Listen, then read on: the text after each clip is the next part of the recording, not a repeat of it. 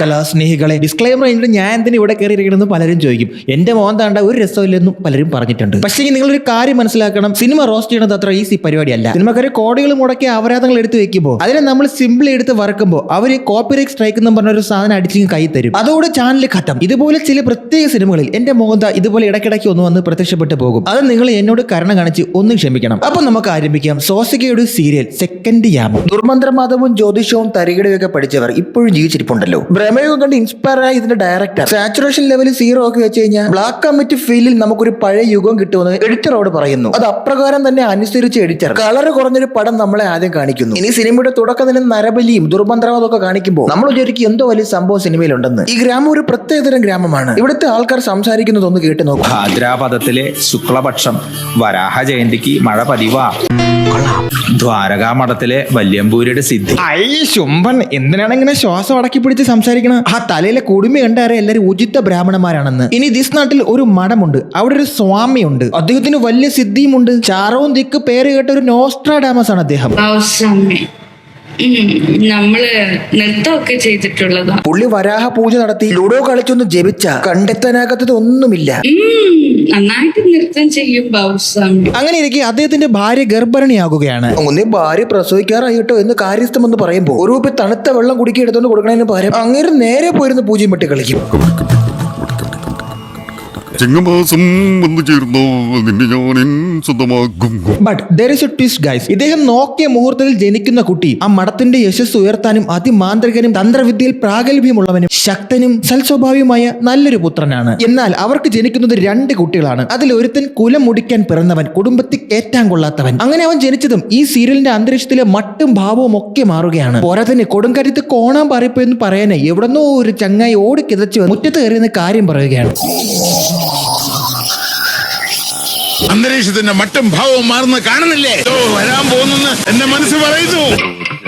കടകം ഒഴിവ്, കടകത്തിലൊഴിവ്, പിന്നെ അശോകനും. ഒടുവിൽ കുലം മുടിഞ്ഞ് പോകാതിരിക്കാൻ നമ്മുടെ ബാബുസ്വാമി ഒരു തീരുമാനം എടുക്കും. കുലം മുടിക്കാൻ ഉണ്ടായ ചെറുക്കനെ അങ്ങ് അതിനായി കാര്യസ്ഥനോട് ഈ കർമ്മം ചെയ്യാൻ പറയും. പുള്ളി നെഹി എന്ന് പറയും. അത് കഴിയുമ്പോൾ പ്രസവം എടുക്കാൻ വന്ന ഒസാത്തിനടുത്ത് പറയും നീ ഇത് ചെയ്യാൻ പറയും.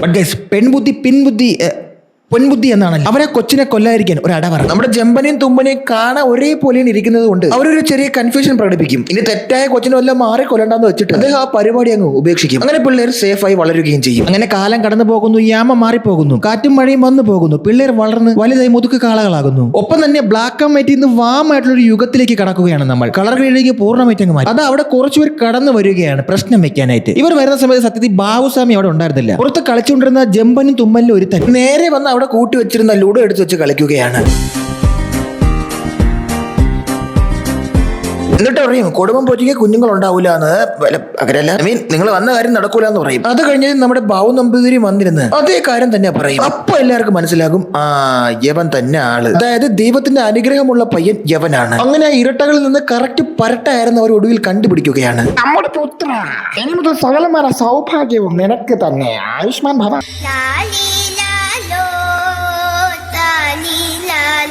അങ്ങനെ കാലം കടന്നു പോകുന്നു. 2 പിള്ളേരും ആ മഠത്തിൽ തന്നെ വളരുന്നു. സീരിയലിന്റെ എപ്പിസോഡും ഇങ്ങനെ നീളുകയാണ്. ഒരാൾ അച്ഛന്റെ ഫേവറേറ്റും മറ്റേയാൾ ഡിസ്ഫേവറേറ്റും. ഒരാൾ വലിയ താന്ത്രികനും മറ്റേയാൾ വെറും കോന്ത്രികനും. കഥ അങ്ങനെ പൊക്കൊണ്ടിരിക്കുമ്പോഴാണ് അവിടെ നമ്മുടെ നായികയുടെ എൻട്രി. മിണ്ടാതിരുന്ന കഥയിൽ കുറച്ച് മുക്കുകൊണ്ടം ചേർക്കാന്ന് പറഞ്ഞ് അവിടെ സോസകയെ കൊണ്ടുവന്ന് ഇറക്കുകയാണ്.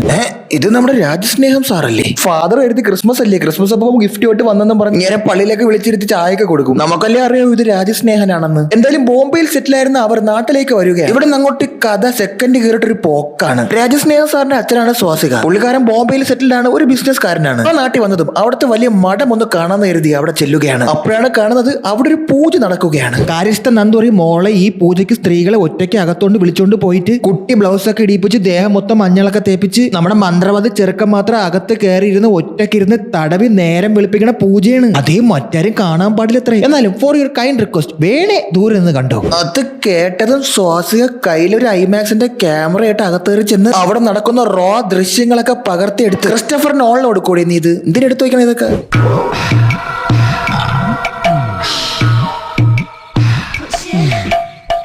ഇനി ബാബുസ്വാമിയുടെ സ്നേഹ മകന് വേറൊരു പരിപാടിയും കൂടെ ഉണ്ട്. മാസത്തെ ഒരു വട്ടം ആ നാട്ടിൽ ഞാൻ ഗന്ധർവനാണെന്ന് പറഞ്ഞിങ്ങനെ ഇറങ്ങി നടക്കുക. തലയിൽ ഒരു തളപ്പൊക്കെ കിട്ടിയിട്ട് അവിടെ ഒരു ഗന്ധർവ ക്ഷേത്രമുണ്ട്. അതിനകത്തോടെ ഒരു കുതിരയുടെ പുറത്ത് കയറി ചെല്ലും.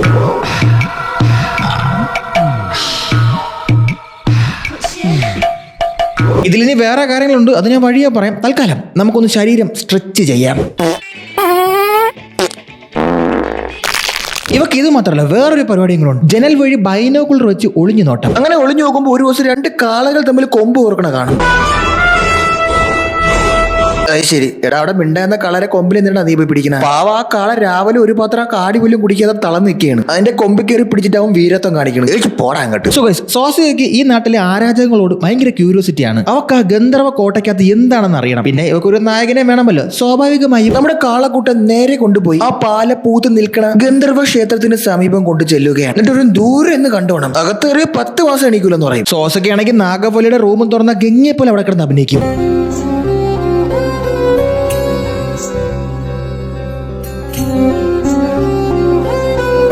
ബട്ട് ഗൈസ്, ഈ വിഷയം നമ്മുടെ ബാബു നമ്പൂതിരി അറിയുകയാണ്. സ്വാസിക അന്യമതസ്കയായ ഒരു സ്ത്രീയാണ്. ക്രിസ്ത്യൻ ആണല്ലോ. അവരുടെ അച്ഛനാണെങ്കിൽ ക്രിസ്മസ് അപ്പൂപ്പൻ വരാം. അങ്ങനെയുള്ള ഒരാളെ പുണ്യ സ്ഥലത്തെ കൊണ്ട് അശുദ്ധമാക്കിയ നിന്നെ ഞാൻ ശപിക്കുന്നു എന്ന് പറഞ്ഞ് അവനൊരു ശാപം കൊടുത്ത് അവനോട് ഇറക്കി വിടും. അച്ഛന്റെ വക 2 ശാപം ഒരു അവരോധം കിട്ടിയാൽ എന്ത്, എനിക്കൊരു പെണ്ണ് സെറ്റായില്ലെന്നും പറഞ്ഞ് അവരങ്ങ് ഒന്നിക്കുകയാണ് ഗൈസ്.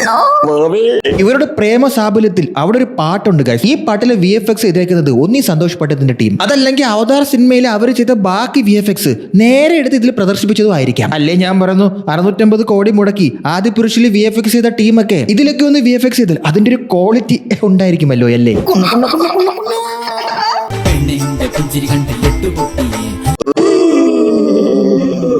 ഇതെന്താണ് ഗൈസ്, ഇതെനിക്ക് മനസ്സിലായതേ ഇല്ല. 2 മിനിറ്റ് ഞാൻ സൂക്ഷിച്ച് നോക്കിയിട്ട് എനിക്കൊന്നും മനസ്സിലായി എന്താണ് ഉദ്ദേശിച്ചതെന്ന്.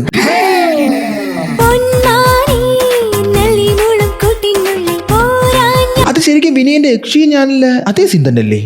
അങ്ങനെ ഇരിക്കെ വർഷങ്ങൾക്ക് ശേഷം നമ്മുടെ ഒസാത്തി തിരിച്ചു വരികയാണ് ആ നാട്ടിലേക്ക്. തിരിച്ചു വന്ന് അവർ നേരെ നമ്മുടെ ബാവുസ്വാമിയെ കാണാൻ വേണ്ടി പോവുകയാണ്. ബാവുസ്വാമിയെ നോക്കി അവരൊരു ചിരി.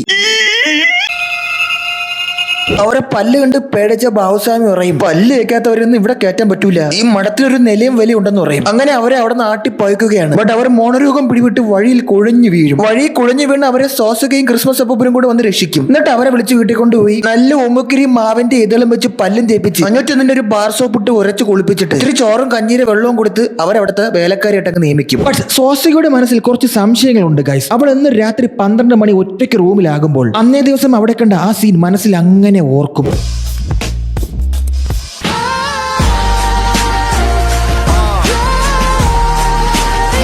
രാത്രി 12 മണി സമയത്ത് ഈ സീൻ എന്തിനാണ് ഓർക്കുന്നതെന്നും അതെന്തിനാണ് മനസ്സിലൂടെ വന്ന് അവളെ അലട്ടുന്നു ഒക്കെ ചോദിച്ചു കഴിഞ്ഞാൽ അതിന് എനിക്ക് ഉത്തരവില്ല. എന്തായാലും ഈ കാര്യങ്ങളെല്ലാം മാന്ത്രികന്റെ അനിയൻ കൂടിയായ ദ ഇവന്റെ അടുത്ത് പറയും. അവ അപ്പൊ തന്നെ എന്റെ അണ്ണനെ നീ ശ്രീകൃഷ്ണ പരത്തിന്റെ മോഹൻലാൽ ആക്കൂടി എന്ന് പറഞ്ഞ ദേഷ്യം വന്ന് കോപത്തിനായി ഇറങ്ങിപ്പോകും. തൊട്ടടുത്ത ദിവസം തന്നെ നമ്മുടെ സൗഹൃദ ജംഗ്ഷനിലെ മിത്ര ഗന്ധർവൻ കുതിരപ്പുറത്ത് ഗന്ധർവ ക്ഷേത്രത്തിലേക്ക് പോകുകയാണ്. അവളെ കണ്ടില്ല, അവളെ കണ്ടതേ ഇല്ല. വെണ്ടയ്ക്ക പോലെ ക്യാമറയും കൊണ്ട് മുമ്പിൽ നിന്നിട്ട് അവളെ കണ്ടില്ല അത്രേ. എന്തായാലും അവള് പുറകെ പോയി. ഇവ അവിടെ എന്താണ് പരിപാടി എന്ന് അറിയാൻ വേണ്ടി ചെല്ലും. അപ്പൊ നോക്കുമ്പോഴേ നീ ആ നാട്ടിലെ ഡിഡിയാടാ. ഗന്ധർവനെന്നും പറഞ്ഞ ആ പഞ്ചായത്തിലെ പെണ്ണുങ്ങൾക്കെല്ലാം പഠന ക്ലാസ് എടുക്കുകയാണ്. കൊള്ളാടാ കഴിവേറി. അങ്ങനെ ഇരിക്കെ നമ്മുടെ ബാവുസ്വാമിയുടെ അലമാരയിൽ നിന്ന് ഒരു ബുക്ക് മോഷണം പോവുകയാണ്. ആ ബുക്ക് ബാവുസ്വാമിയുടെ സ്വത്താണ്. His ultimate favourite book. അതെടുത്തത് തന്റെ അൺഫേവറേറ്റ് ആയ മോനാണെന്നും പറഞ്ഞ് അവനെ ക്രൂശിക്കും. ഹൈ ഉണ്ണി, മുഖചിത്രത്തിൽ മുറ്റമടിക്കുന്ന കുലസ്ത്രീയുടെ ചിത്രമുള്ള നമ്മുടെ എക്കാലത്തെയും ഫേവറേറ്റ് ആയ താളയോല ഗ്രന്ഥം നീ എടുത്തായിരുന്നോ? എക്സാംസ്റ്റർ യൂണിവേഴ്സിറ്റിയിൽ നിന്ന് പഠിച്ചിറക്കിയ ഉണ്ണിക്ക് എന്തിനാ ആ ബുക്ക്? എന്തായാലും ഉണ്ണിനെ ബാവുസ്വാമി അവിടെ നിന്ന് പുറത്താക്കും. അപ്പൊ നമുക്കൊരു സങ്കടപ്പാട്ട് കേൾക്കാം.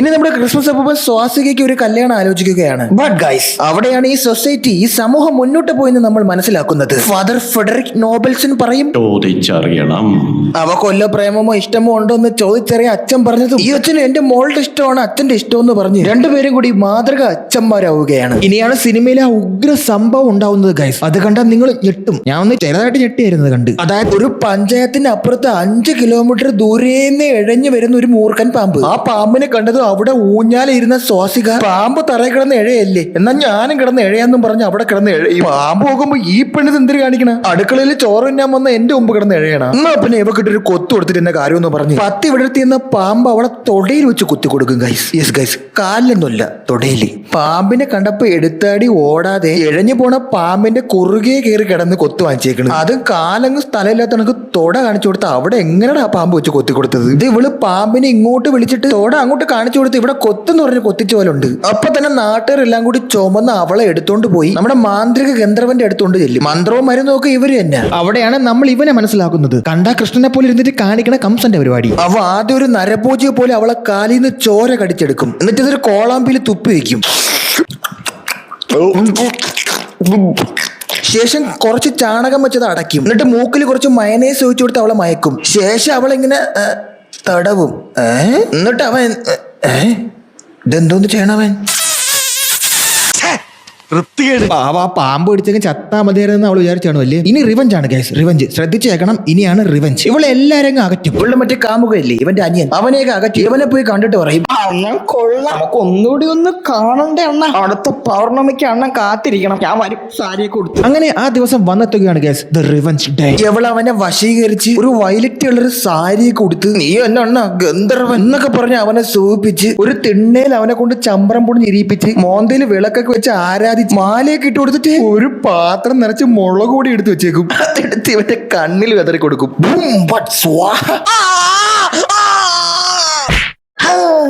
പിന്നെ സ്വാസികയുടെ വക അവിടെ ഒരു ഉഗ്രം ഫൈറ്റ് ആണ്. അവനാകെ ഇത്രയുള്ള ഓർമ്മ അതും പോയി.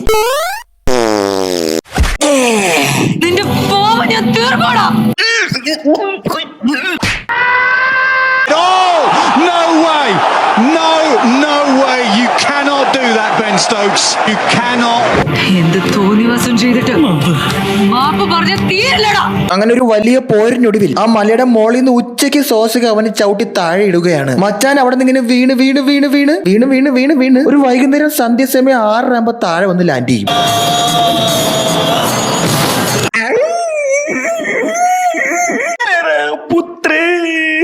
ഒടുവിൽ ഈ സീരിയൽ തീരുമ്പോ സോസിക്കിനെ ചുമരിൽ വെക്കുന്ന ഒരു ഫോട്ടോയാക്കി മാറ്റി സീരിയൽ അതിന്റെ അന്ത്യയാമങ്ങളിലേക്ക് അടുക്കുകയാണ് ഗൈസ്.